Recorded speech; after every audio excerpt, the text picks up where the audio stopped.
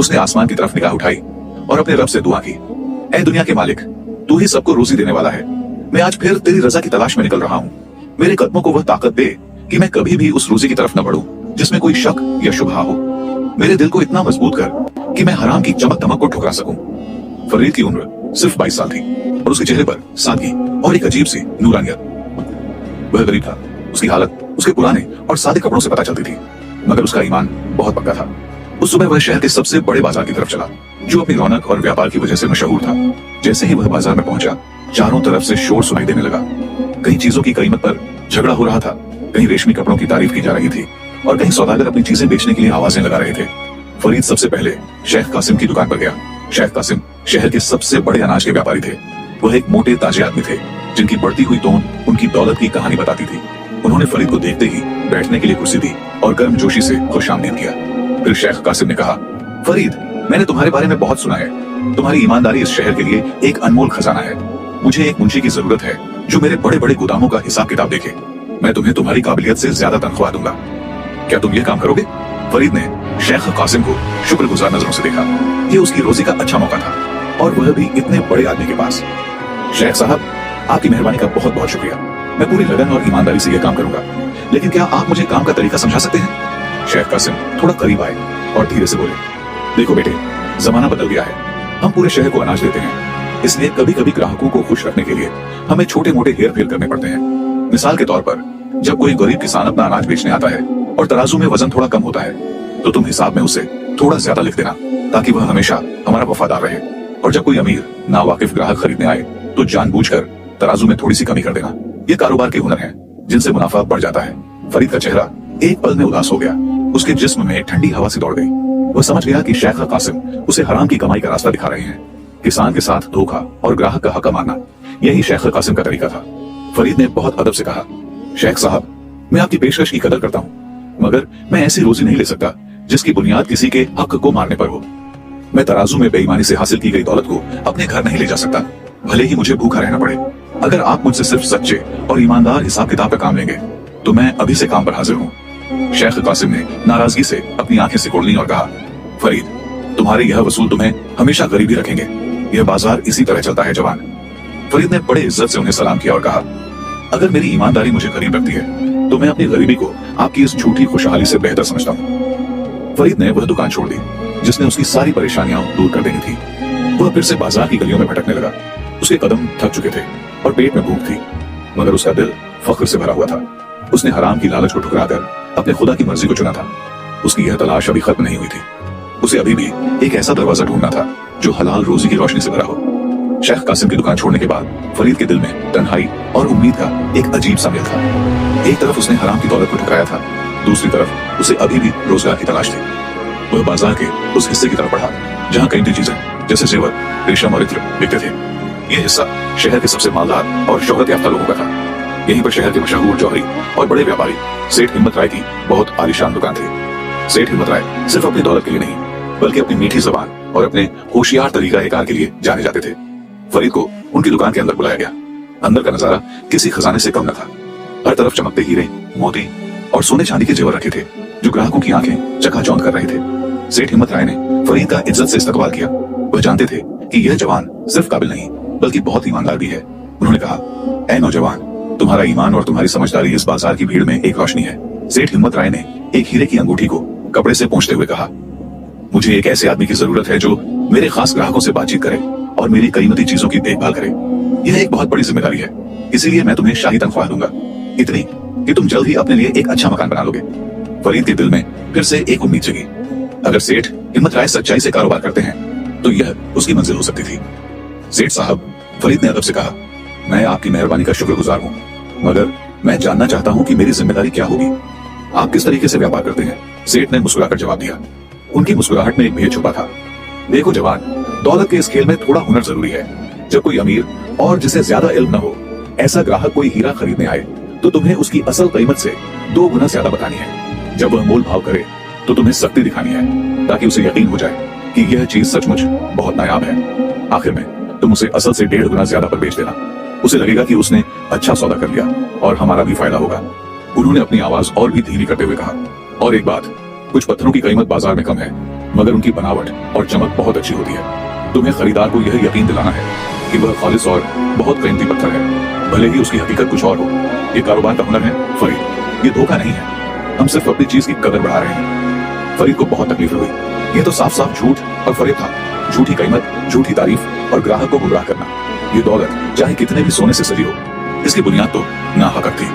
फरीद ने दुख भरे लहजे में कहा, सेठ हिम्मत राय साहब, मैं आपसे माफी चाहता हूँ। जिस दौलत की बुनियाद झूठ और बेईमानी पर टिकी हो, वह मेरे लिए किसी कचरे से ज्यादा अहमियत नहीं रखती। मेरा ईमान मुझे यह इजाजत नहीं देता कि मैं किसी की मेहनत की कमाई को इस तरह छीनूं और उसे धोखे में रखूं। मैं आपकी पेशकश को कबूल नहीं कर सकता। सेठ हिम्मत राय को बहुत गुस्सा आया। तुम किस दीन और ईमान की बात करते हो जवान? इस बाजार में तो हर कोई यही करता है। क्या तुम सारी जिंदगी फकीर ही रहना चाहते हो? फरीद ने बड़े सब्र से जवाब दिया, मेरा अल्लाह मुझे गरीबी में भी इज्जत से रखता है, मगर हराम के एक निवाले में भी जिल्लत है। मैं उस परवरदिगार से डरता हूँ जो हर चीज की सच्चाई जानता है और न्याय करता है। फरीद ने उस आलीशान दुकान से बाहर कदम रखा। बाजार की गर्म धूप अब उसे और भी ज्यादा अजीब लग रही थी। दो बड़े मौके जो उसकी सारी गरीबी दूर कर सकते थे, उसने अपने उसूलों की खातिर ठुकरा दिए थे। वो जानता था कि यह सफर मुश्किल है, मगर उसका इरादा पक्का था। उसका दिल कह रहा था कि इस बड़े शहर में कहीं ना कहीं कोई नेक और ईमानदार शख्स जरूर होगा जो हक की कमाई से अपना पेट पालता होगा। वह थकान और थोड़ी मायूसी के बावजूद आगे बढ़ता रहा। रात होने में अभी कुछ वक्त था और उसे अपने लिए एक हलाल रोजगार ढूंढना ही था। फरीद ने जब सेठ हिम्मत राय की आलीशान दुकान छोड़ी तो उसके चेहरे पर थकान और उदासी का हल्का सा रंग था। बाजार की शोर भरी रौनक उसे अब और भी ज्यादा तन्हा महसूस करा रही थी। सूरज अब ढलने लगा था और दिन की कमाई के बगैर ही शाम होने को थी। उसने खुद को समझाया कि अल्लाह का वादा है कि वह किसी ईमानदार इंसान को भूखा नहीं रखेगा। इसी यकीन के साथ वह शहर के उस पुराने और कम मशहूर हिस्से की तरफ बढ़ा जहाँ छोटे दस्तकार और आम कारीगरों की दुकानें थीं।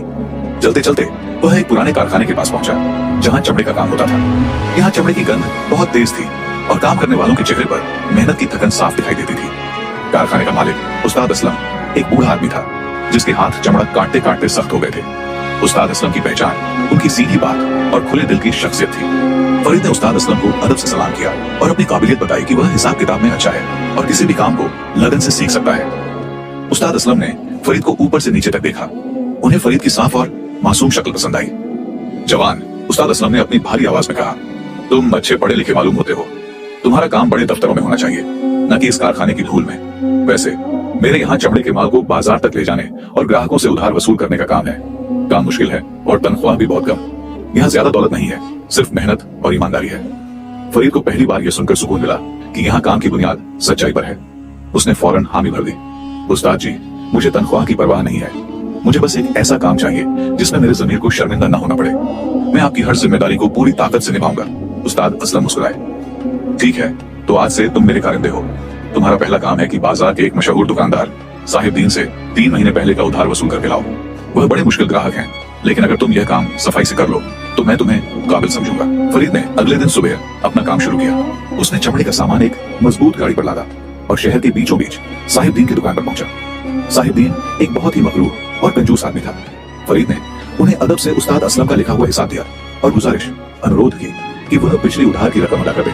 साहिबदीन ने कागज को एक नजर देखा और जोर से हंसने लगा। तुम नए हो जवान, उस्ताद असलम का हिसाब हमेशा यही होता है। देखो, यह हिसाब तो सही है, मगर असल बात सुनो। मैंने पिछले महीने उस्ताद असलम को जो चमड़ा लौटाया था वह बहुत खराब था। मैंने उन्हें वापस कर दिया था और बाकी रकम उसी में से काट ली थी। यह बात हिसाब में क्यों नहीं लिखी? जाओ अपने उस्ताद से कहो कि वह हिसाब ठीक करे।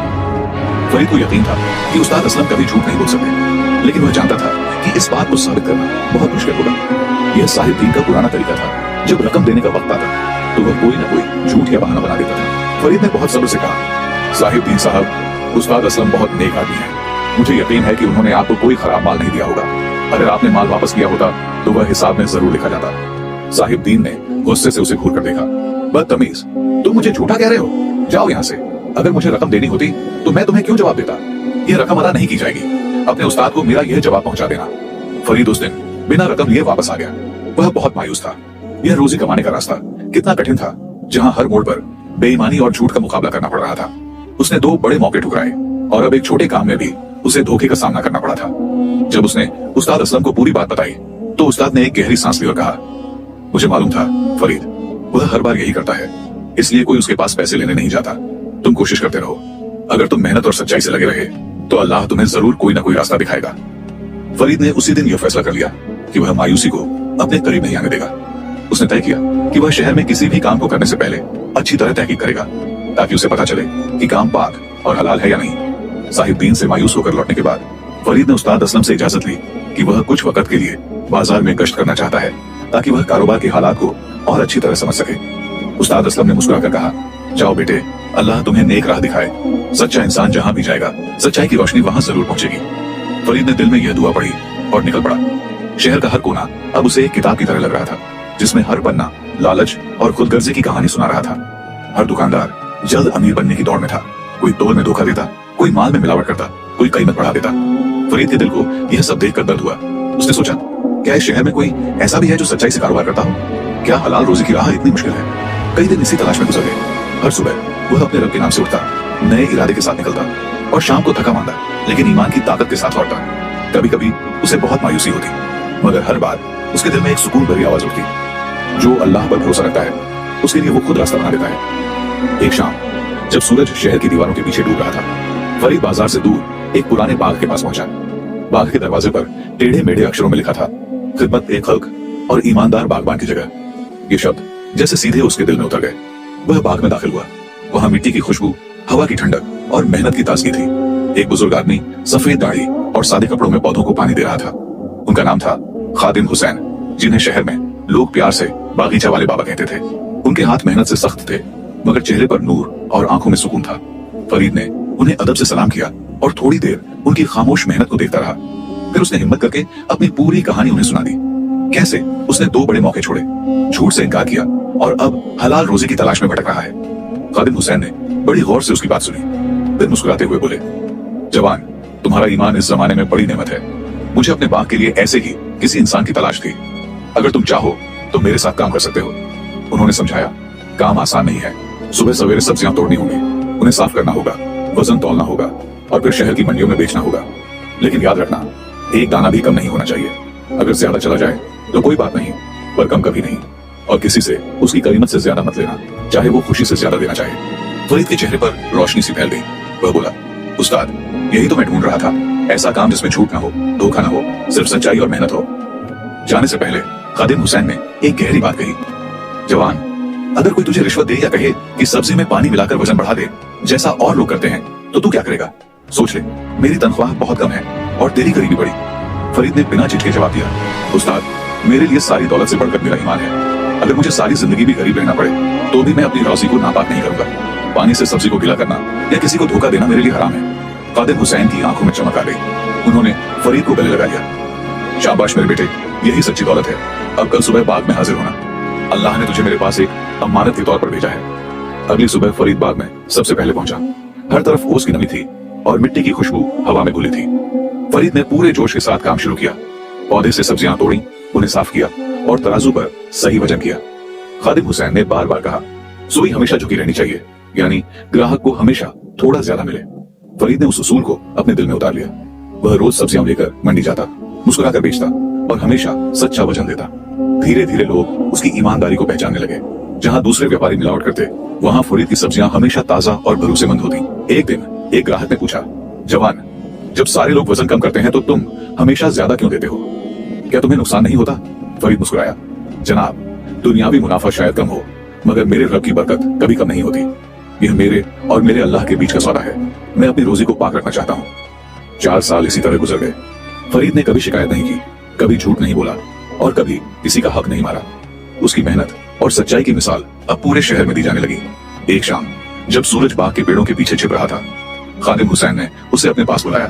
उन्होंने हिसाब का कागज एक तरफ रख दिया और मुस्कुराते हुए बोले, फरीद, तुमने 4 साल मेरी दुकान पर काम किया, सच्चाई, सब्र और ईमान से। तुमने दौलत को नहीं बल्कि अल्लाह की रजा को चुना। अब वक्त आ गया है कि मैं तुम्हें तुम्हारा हक दूं। उन्होंने अपनी जेब से एक छोटी सी चाबी निकाली और फरीद के हाथ पर रख दी। यह बाग अब मेरा नहीं, तुम्हारा है। मैंने तुम्हें आजमाया ताकि देख सकूं कि तुम उस अमानत के काबिल हो या नहीं। अब यह बाग और इसकी सारी बरकतें तुम्हारी हैं। फरीद की आंखों से आंसू बह निकले। उसने खादिम हुसैन के हाथ छूए और कहा, उस्ताद, मैं वादा करता हूँ कि मैं इस बाग के उसूलों को हमेशा जिंदा रखूंगा। ये बाग हलाल कमाई और ईमान की पहचान बना रहेगा। उस रात फरीद ने आसमान की ओर देखा और अल्लाह का शुक्र अदा किया। वह समझ गया था कि हलाल रोजी का सफर भले ही मुश्किल हो, मगर इसका इनाम इतना बड़ा होता है कि सारी दुनिया की दौलत उसके आगे कुछ नहीं। इस तरह फरीद ने यह साबित कर दिया कि जो इंसान सब्र सच्चाई और ईमान का दामन नहीं छोड़ता। अल्लाह ताला उसे न सिर्फ रोजी देता है बल्कि इज्जत और बरकत से नवाजता है। इस कहानी से हमें यह गहरी सीख मिलती है कि ईमानदारी और हलाल रोजी इंसान की असली दौलत है। फरीद ने कई मौके ठुकराए जहां उसे हराम कमाई आसानी से मिल सकती थी, मगर उसने अपने ईमान और उसूलों का सौदा नहीं किया। जब पूरी दुनिया लालच और फरेब के पीछे भाग रही थी, तब उसने सच्चाई और सब्र का रास्ता चुना। उसका यकीन था कि अल्लाह ताला हर ईमानदार इंसान का रिज़्क़ तय करता है और जो उसके रास्ते पर चलता है उसे कभी मायूस नहीं करता। आखिर में अल्लाह ने फरीद को न सिर्फ हलाल रोजी बल्कि इज्जत और सुकून से भरी जिंदगी भी दी। ये कहानी हमें सिखाती है कि सच्चाई, सब्र और ईमानदारी हमेशा जीतती है और हराम की चमक दमक आखिरकार मिट जाती है। अगर आप लोगों को हमारी ये कहानी अच्छी लगी हो तो वीडियो को लाइक करें, शेयर करें और कमेंट बॉक्स में अपनी कीमती राय का इजहार जरूर करें और हमारे YouTube चैनल AMS वॉइस को